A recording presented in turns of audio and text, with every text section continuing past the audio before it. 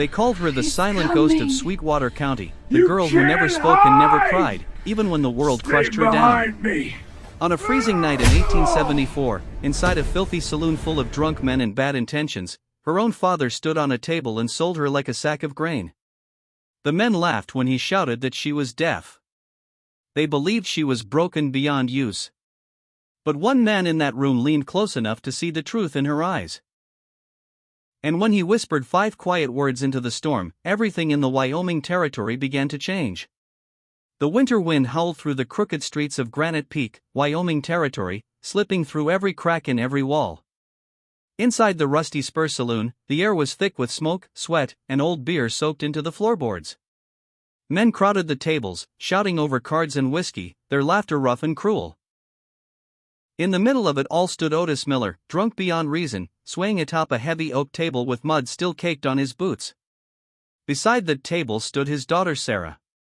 She was 20 years old, though the hard frontier life had carved years into her face. Her thin body was wrapped in a ragged shawl, her hands clenched tight beneath it. She stared down at the sawdust on the floor, her face blank and empty, as if nothing in the world could touch her anymore. When her father kicked a glass off the table and it shattered near her bare feet, she did not flinch. "I said, who wants her?" Otis shouted, his voice slurred and cracking. "She's strong, cooks, cleans, don't talk back." Not a word. The saloon fell quiet. Cards stopped shuffling. The piano player lifted his hands from the keys. Everyone understood this was no joke. This was a man selling his own daughter. The bartender, a heavy man called Doc Reed, scowled from behind the counter. "Sit down, Otis. You're making a fool of yourself. I need money." Otis snarled. He grabbed Sarah by the hair and yanked her head back. She made no sound. Her eyes stayed empty as she stared at the ceiling. "Look at her. Pretty enough if you scrub her clean. Best part is she's deaf, dumb as a fence post. You can do whatever you want and she won't tell a soul." Laughter rippled through the room, dark and ugly. In a town like Granite Peak, a woman who could not hear and could not testify was worth more than gold to the wrong men. "I'll give you $10, a voice sneered from the corner. Silas Vane stepped forward, his scarred face twisted into a grin. He was the foreman for the Gentry Cattle Company, known for his cruelty and quick temper. Sarah stiffened as his boots moved closer. She knew his smell, tobacco, and gun oil. She knew what happened to women who went with Silas Vane. 15, Vane said, stopping inches from her. He reached out to touch her chin. "Sold." Otis shouted. "Take her. She's deaf." Vane's hand closed around Sarah's arm. The saloon doors slammed open. A blast of freezing wind tore inside, blowing snow across the floor and snuffing out the lamps near the entrance.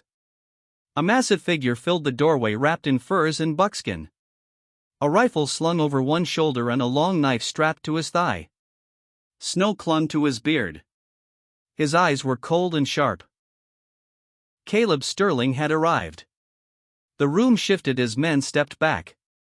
Some remembered him as a trapper. Others remembered darker things. They knew he had once been a ranger before the war broke him. They knew he lived alone in the high peaks where only wolves survived. Caleb walked to the bar without a word and dropped a heavy leather pouch on the counter. "Whiskey," he said. "We're busy." Vane snapped, tightening his grip on Sarah. Caleb turned slowly. His eyes went to Vane's hand, then to Otis. "Let her go." It was not a request. "I bought her," Vane said. "Her father sold her." "She ain't cattle," Caleb said, stepping forward. Otis squealed. "I'm her father." Caleb reached into his coat and pulled out a raw gold nugget, heavy and dull. He tossed it onto Otis's chest. "That's worth $500. I'm buying her debt. She's free." The room gasped. Sarah looked up for the first time that night. Her eyes met Caleb's. They were hard eyes but not cruel. They were tired, haunted. "Come with me," Caleb said quietly. "Or stay here. Your choice." She didn't hesitate. She tore her arm free and stepped toward him. "She can't hear you," Otis laughed. "She's broken." Caleb said nothing. He guided Sarah out into the blizzard, lifting her onto his mule and wrapping her in a heavy buffalo robe.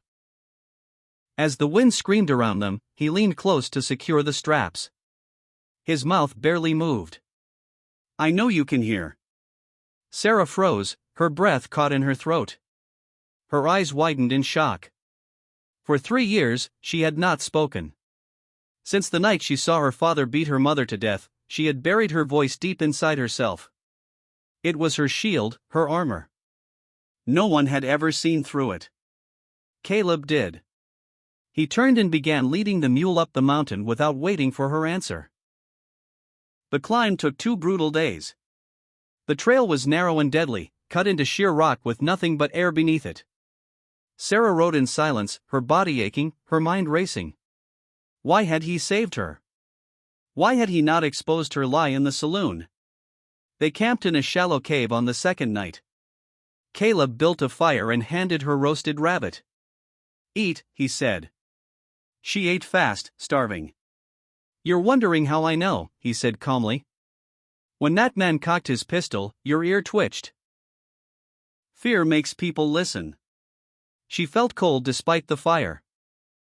"I don't care why you pretend," Caleb continued. "But on this mountain, if you don't listen, you die." He turned his back to her and slept. The next day, they reached his cabin. Built into the cliff like an eagle's nest. Inside were books, weapons, and order. It was not the home of a savage. It was the home of a man who had once been more. "This is it," he said.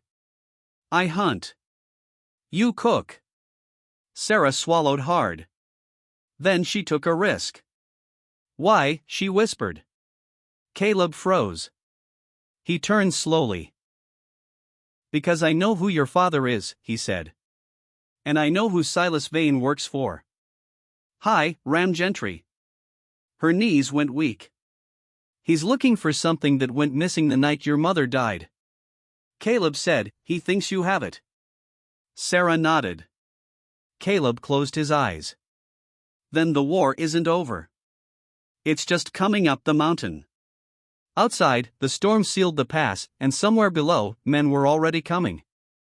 The blizzard locked them in like a prison door slamming shut. For weeks, snow piled higher than the cabin windows, and the mountain became its own silent world. The wind screamed day and night, shaking the logs and rattling the shutters. But inside the cabin, something else was happening. The silence that had ruled Sarah's life for 3 years slowly began to crack. Caleb did not treat her like a rescued woman. He treated her like someone who needed to survive. At dawn each morning, he woke her without a word and handed her tools. She learned how to split wood until her hands bled. How to haul water from the spring even when ice formed in her hair. How to skin animals without wasting meat. He spoke plainly, never gently. Never cruelly. "Fear freezes people," he told her once. "Work keeps them alive." At night they sat by the fire. The cabin creaked as the wind battered it, but inside the warmth held. It was during one of those nights that Sarah pulled the black ledger from its hiding place beneath a loose floorboard. The leather cover was cracked and dark, stained with old blood. Caleb stopped sharpening his knife when he saw it. "Red," he said. Sarah's voice shook at first. It had been years since she used it freely, but as she read names, dates, and payments, her voice grew stronger. Bribes, murders, stolen land. Sheriff Miller, Silas Vane, Hiram Gentry. When she reached an entry marked with a single $50 payment, Caleb's hand stilled. "Read that again," he said. She did. Caleb's face went hard. "That was my brother." The fire popped loudly, breaking the moment. Sarah looked at him, realization sinking deep into her chest. This was not just about saving her anymore. This was revenge carved into bone. From that night on, the training changed. Caleb taught her how to shoot. The rifle bruised her shoulder at first, and her shots went wide. When tears filled her eyes, Caleb snapped at her to stop. Crying would get her killed. She gritted her teeth and tried again. By January, she could hit a card nailed to a stump from 50 yards away. By February, she could load, clean, and fire in the dark. But it was not only weapons. He taught her how to listen, how to hear when the forest went quiet, how to smell smoke before seeing it, how to feel danger before it arrived. You survived by pretending to be deaf. Caleb told her, now you survived by hearing everything. As winter began to break, the mountain itself seemed to sense the coming storm of men. Birds vanished. The woods grew still. Caleb slept in short shifts. Rifle always close. Then one morning, the danger arrived. Sarah was alone on the porch churning butter. When the forest went silent, she remembered Caleb's lessons. Silence meant death. She reached for the rifle just as a bullet shattered the post beside her head. She dove inside as glass exploded from the window. 2 men were advancing from the trees. "Come out, girl," one shouted. "Mr. Vane wants a word." Her hands shook, but her mind stayed clear. She fired. 1 man went down screaming. The second opened fire, bullets ripping through the cabin walls. Then the mountain roared. Caleb's buffalo gun thundered from above, dropping the second man instantly. When Caleb reached her, panic twisted his face until he saw she was alive. He held her tight, his hands shaking. "You did good," he said, voice rough. "You lived outside." He ended the wounded man's life swiftly. From the body, he pulled a crumpled note, a wanted notice. "Payment upon delivery of the girl alive." "They have your father," Caleb said. Sarah felt the past slam into her chest. That night, Caleb made a decision. They would not hide anymore. They would go down the mountain straight into Granite Peak. The ledger would go to a U.S. Marshal, but first they would draw the enemy out. Sarah would be the bait. Fear wrapped around her, but she nodded. She was done running. Granite Peak looked worse than she remembered. Mud, smoke, and rot filled the streets. She rode in alone at midnight, shoulders hunched, eyes down, playing the silent ghost once more. Silas Vane saw her immediately. "Well, look what came back," he sneered, grabbing her chin. "You bring the book," she pretended confusion, pointed to the saddlebags. That was when the night exploded. Caleb's dynamite tore through the livery stable, fire lighting the sky. Horses screamed, men scattered. The white saddle. As Vane turned in shock, Sarah cut the saddle strap. The bags hit the ground. Caleb fired. The explosion threw men into the mud. Caleb dropped from the rooftop like a falling bear, smashing bodies aside with the stock of his rifle. He took Vane alive. Sarah ran into the jail and found her father broken and bleeding. They fled Granite Peak under gunfire, dragging Vane behind them as insurance. By dawn, the town burned behind them. The chase had begun. For days they climbed higher, abandoning horses, moving through snow and stone. Vane broke first, fear stripped him bare. Otis grew quieter, shame weighing him down heavier than his injuries. When the hired killers waited for them on the high pass, Caleb made a brutal choice. Vane would walk first. Vane drew their fire. Caleb shot true. 1 man fell. Another tumbled down the slope with Vane locked to him. When the smoke cleared, the path was open. They reached the plains battered but alive. Laram lay ahead, and with it judgment. Sarah walked now, not as a ghost, but as a witness, and the West was about to listen. The final stretch to Laram felt longer than the mountain ever had. The land opened wide, flat, and exposed, offering nowhere to hide. Dust replaced snow, and the sun beat down hard on their cracked skin. They traveled mostly at night, avoiding roads and towns, always watching the horizon for riders that never seemed far behind. Otis rode in silence. His injuries healed slowly, but the deeper wounds showed no sign of closing. He watched his daughter now with a strange mix of shame and awe. The girl he had sold for $15 walked at the front beside Caleb. Rifle ready, eyes sharp. She spoke when needed. She listened always. Silas Vane limped behind them, hands tight again, fear hollowing his face. The man who once ruled saloons now begged for water and mercy. Sarah gave him water when he needed it. Not kindness, calculation. On the 11th day, they rode in Dilaram at noon. People stopped in the street to stare. A mountain man in furs, a scarred foreman bound with rope, a thin woman with a rifle and a black ledger strapped to her saddle. They went straight to the U.S. Marshal's office without slowing. Marshal Tom Davies listened in silence. He read the ledger slowly, his jaw tightening with every page. He looked at Vane. He looked at Otis. He looked at Sarah. "This book can hang Gentry," he said quietly. Within days, the cattle baron was arrested. His empire collapsed like rotten wood.